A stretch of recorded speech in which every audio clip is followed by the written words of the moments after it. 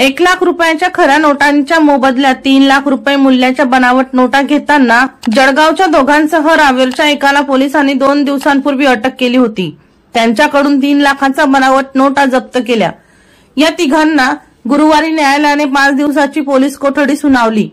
या प्रकरणाचे धागेदोरे मध्य प्रदेशात जुळल्याची प्राथमिक माहिती समोर आली। त्या दृष्टीने पोलीस मास्टर माइंडच्या मागावर आहेत। नकली नोटा प्रकरणात बाजारपेठ पोलिसांनी अटक केलेल्या सय्यद मुशाहिद अली मुमताज अली राहणार उस्मानिया पार्क जळगाव याच्या विरुद्ध वरणगाव पोलिसात इसी ऍक्ट नुसार गुन्हा दाखल आहे।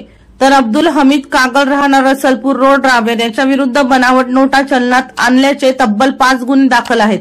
MIDC जिल्हा पेठ जळगाव व मलकापूर येथे प्रत्येकी 1 तर जळगाव शहर पोलीस ठाण्यात 2 गुन्हे दाखल आहेत। तिसऱ्या संशयिताचे नाव नदीम खान रहीम खान राहणार शनीपेठ जळगाव असे आहे।